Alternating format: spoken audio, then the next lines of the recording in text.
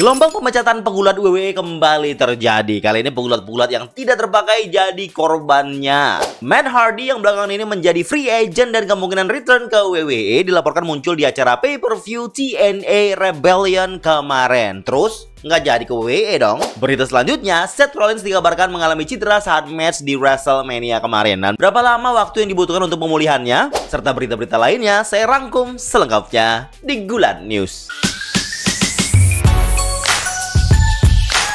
Bang, kenapa nggak celong bang? Kenapa nggak live bang? Kenapa videonya kok update-nya lama bang? Istri saya melahirkan. Udah ya. Berita pertama, era baru, gelombang pemecatan baru. Beberapa pegulat dikabarkan dipecat dari WWE pada saat siaran SmackDown masih berlangsung di hari Sabtu pagi waktu Indonesia Barat. Orang pertama yang mengumumkan kalau dia dipecat yaitu adalah Jinder Mahal. Awalnya dia mengumumkan bukan dipecat ya, dia ngomongnya I quit and Maharaja out katanya. Dan orang tuh memunculkan spekulasi apakah Jinder Mahal sengaja keluar atau mengundurkan diri dari kontraknya apa gimana nih? Masih dalam pertanyaan itu guys ya. Sampai setelah itu beberapa pegulat kemudian dikabarkan sudah dipecat oleh WWE setelah acara SmackDown di hari Sabtu lalu, tepatnya tanggal 20 April 2024 waktu Indonesia Barat. Dan list nama-nama pegulat yang dipecat yaitu yang pertama Jinder Mahal, terus lanjut Xia Li, Cyan Queen, Sangha, Veer Mahaan, dan kemudian beberapa hari ini atau kemarin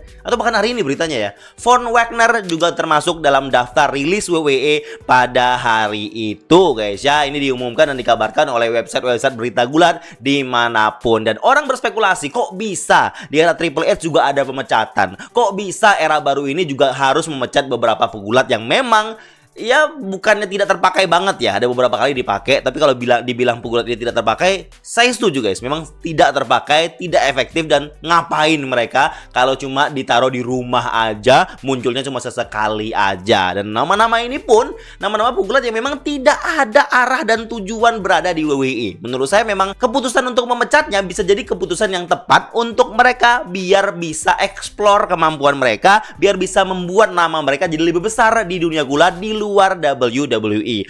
Walaupun begitu, beberapa pegulat yang dipecat ini merasa kesal juga, merasa agak yang nggak suka juga ya. Ya namanya orang dipecat, yang mana orang yang suka, kecuali emang dari awal dia minta dipecat. Dan orang-orang ini kan nggak minta dipecat guys. Jadi orang ini ada yang marah, yaitu Sangha yang cukup vokal tentang pemecatan ini. Dia muncul dalam sebuah interview ataupun podcast. Dia bilang WWE itu seneng mau dapat bisnis itu penontonnya dari India semua. Banyak mayoritas menonton WWE itu dari India semua. Tetapi WWE-nya sendiri nggak bisa build up talent yang dari India gitu loh. Itu suatu ironi yang didapatkan oleh Sangha. Ditambah lagi dengan pemecatan pegulat India yang satu-satunya yang tinggal ada di situ. Semuanya udah dipecat semuanya. Jadi bahkan WWE ngerasa mungkin pasar India bukan lagi pasar yang utama mereka. Bisa jadi pasar India itu jadi pasar sampingan aja. Soalnya saat ini WWE, TKO, pasarnya lebih ke internasional di tempat lain gitu mungkin. Makanya merasa, aduh pasar India udah tidak penting lagi deh. Kan Roman Reigns sudah kehilangan title-nya. Untuk Veer, Sangha, dan Jinder Mahal yang dipecat WWE ini berarti mereka sudah tidak lagi di WWE dan tidak ada lagi yang namanya Indusherhe, Rajkarenge, Shukriyahe. Gimana guys ya nasib mereka, gimana nasib slogan saya kalau orang-orang ini sudah tidak ada di WWE. Tapi saya berharap mereka ini punya rencana ya, akan muncul di mana, akan aktif di mana. Jangan gara-gara kesal terus jadi off lama, nunggu panggilan WWE lagi, jangan. Kalau saya malah mensupport kalau mereka mau pindah ke brand gulat yang lain yang mungkin bisa membuat mereka lebih efektif di sana dan bisa membuat mengembangkan karakter, skill, dan kekuatan mereka sebagai pegulat profesional. Muncul dari beberapa sumber alasan kenapa WWE melakukan pemecatan. Salah satunya adalah memang karena tidak punya cerita yang jelas. Belum kepikiran mau masuk ke cerita yang mana pegulat-pegulat yang dipecat ini guys ya. Karena beberapa cerita sedang berjalan dan mau dimasukin kemana orang-orang yang nganggur ini bingung. Jadinya ya lebih baik dikeluarin aja. Selain itu juga budget cut juga bagian dari alasan pemecatan ini, dan juga tujuan untuk memaksimalkan dan mengefektifkan talent-talent yang ada gitu, dan juga untuk masa depan di WWE juga, dan juga masa depan dari pegulat itu juga gitu. Jadi kalau pegulat itu kelamaan di roster dan nggak pernah kepake dan cuma main-main nggak jelas aja, mungkin itu juga berpengaruh buruk untuk karir dari pegulat tersebut. Beberapa pegulat memang berpikir nggak apa-apa juga mereka stay at home dan muncul sesekali ya, tapi itu dari segi bisnis juga satu hal yang cukup merugikan bagi WWE. Dan yang berbeda dari pemecatan di tahun ini dan pemecatan pemecatan di tahun-tahun sebelumnya adalah di era Triple H ini mereka mentreatment pemecatan ini dengan lebih baik daripada sebelumnya. Jadi di eranya Vince McMahon ketika John Laurinaitis menelpon orang-orang yang dipecat, itu biasanya ditelepon, dia menelponnya secara korporat gitu ya. Jadi kayak cuma informasi, saya menginformasi. Misal dia jadi kayak cuma menginformasikan saya, jadi kayak sekedar menginformasikan gitu. Mungkin dia telepon kayak ini, atas nama Firmahan, mohon maaf saya harus menginformasikan informasi ini bahwa Anda sudah dipecat. Terima kasih atas segala apa yang sudah Anda lakukan untuk perusahaan kami dan semoga berhasil di tempat lain. Mungkin begitu. Tapi kalau di era Triple H itu menghubunginya tuh katanya lebih friendly, lebih respected, dan lebih kayak istilahnya tuh kayak lebih menghargai talent tersebut yang sudah memberikan sesuatu dan juga mempersembahkan skill dan juga kemampuannya selama berada di WWE gitu guys ya. Mungkin ngomongnya lebih sopan gitu. Halo Bang Firmahan. Mohon maaf banget loh ini. Kami merasa selama kamu di WWE sangat-sangat bermanfaat, sangat-sangat memberikan impact yang cukup besar ke dunia gulat, bahkan untuk pasar India tentunya. Tetapi untuk masa depan Bang Firmahan juga nih, buat masa depan teman-teman di Indoshare juga nih, biar makin bisa explore lagi keluar. Mungkin untuk saat ini di WWE mungkin belum bisa ngasih storyline yang baik, dan daripada Mas Fir nganggur kan ya, daripada teman-temannya Mas Sangga sama Pak Jinder nganggur kan ya, lebih baik kita mungkin bisa pisah dulu untuk sementara waktu. Nanti lain kali kalau memang kita berjodoh, kita pasti akan bertemu lagi. Itu yang membuat orang merasa gelombang pemecatan kali ini tidak begitu memberikan efek yang signifikan, tidak begitu memberikan kemarahan yang signifikan bagi para pegulat-pegulatnya. Ada yang berpikir katanya kalau Jinder Mahal tuh dia quit, bukan dia dipecat. Semuanya dipecat guys.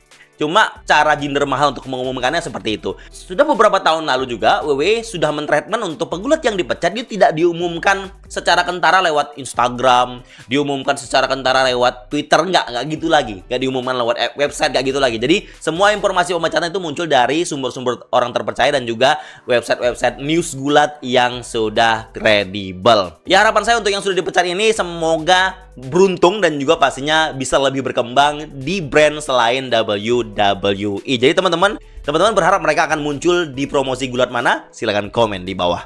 Berita selanjutnya, Matt Hardy yang belakangan ini sudah jadi free agent, sudah keluar dari AEW, sudah lepas kontrak, dia jadi bebas mau kemana aja. Dia sempat muncul nonton acara Raw waktu itu dan juga sempat ya terlihat kalau memang ada keinginan untuk balik lagi ke WWE. Bahkan dia sempat dirumorkan akan muncul di WrestleMania 40, tapi dia tidak muncul. Dan belakangan ini Matt Hardy juga ikut posting lah tentang Bray Wyatt, tentang waktu Bray Wyatt mengunjungi dia di Hardy Compound ketika mereka lagi feud guys ya. Zaman Woken Matt Hardy ada di WWE. Dan itu menimbulkan spekulasi kalau Matt Hardy akan jadi bagian dari Uncle Howdy Return dan tease-nya itu. Tapi di weekend kemarin di pay-per-view TNA Rebellion, Matt Hardy, the broken version of Matt Hardy, muncul langsung dengan glitch versi dia, dengan tawa seramnya itu, and I knew you'd come.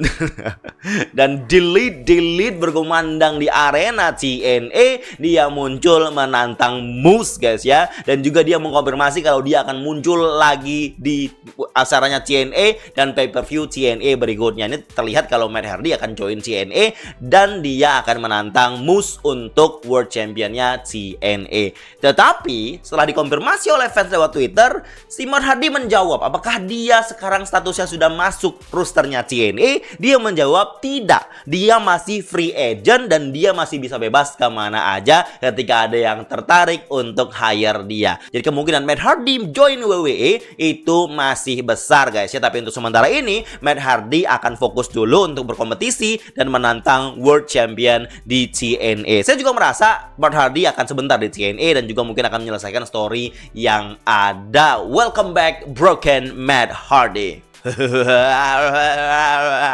Berita selanjutnya, Seth freaking Rollins dikabarkan mengalami cedera saat match di WrestleMania. Jadi pemulihannya akan membutuhkan waktu beberapa bulan guys ya. Dikabarkan di tanggal 20 April lalu kalau memang Seth freaking Rollins itu mengalami cedera lutut pada saat bertanding melawan Drew McIntyre di WrestleMania opening malam kedua. Dan dia harus melaksanakan operasi lututnya untuk membuat itu bisa lebih baik lagi dari sebelumnya. Dan ini jelas mengingatkan kita kalau memang sejak Januari itu Seth Rollins juga mengalami torn meniscus guys ya. Dan waktu itu dia memilih untuk tidak operasi dulu karena memang lagi on the road to WrestleMania guys. Ya udahlah, waktunya segera untuk menyembuhkan cedera yang dia alami ini. Dave Meltzer mengabarkan kalau timeline durasi penyembuhannya Seth Rollins itu untuk bisa balance lagi, untuk bisa pulih lagi, setidaknya kurang lebih 8 bulan lamanya guys. Cukup lama ini guys.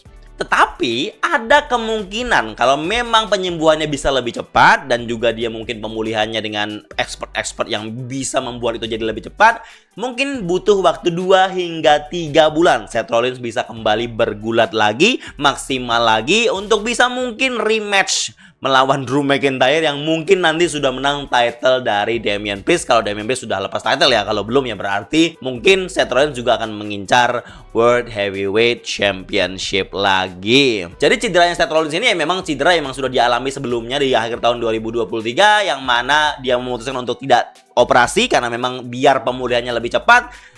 Dan di match lawan Drew McIntyre di WrestleMania 40 dia memang sudah merasakan ya kesakitan ataupun cedera yang cukup maksimal yang dimana dia harus off dan operasi serta pemulihan dengan waktu yang cukup lama. Semoga Seth Rollins bisa recover ataupun pulih dengan cepat dan sempurna. Berita selanjutnya, bagaimana sih kabar Nikki Cross ya? Banyak orang yang bertanya Nikki Cross kemana? Dia bisa tuh join factionnya Uncle Howdy nanti yang ada dark-darknya. Terus kenapa dia nggak ikutan lagi join dengan storynya Candice LeRae sama Indi Hartwell? Kenapa Nikki Cross nggak dipindahin ke NXT aja? Well, Nikki Cross adalah salah satu pegulat ya dimana WWE tidak tahu mau dikasih storyline apa, tidak tahu mau dimasukkan storyline yang mana guys ya. Aduh, bau-baunya bisa dipecat juga nih Nikki Cross. Tetapi informasinya Nikki Cross itu selalu ada, selalu sedia dan tidak pernah absen di acara televisinya WWE. Ini laporan dari PW Insider yang mengabarkan kalau Nikki Cross selalu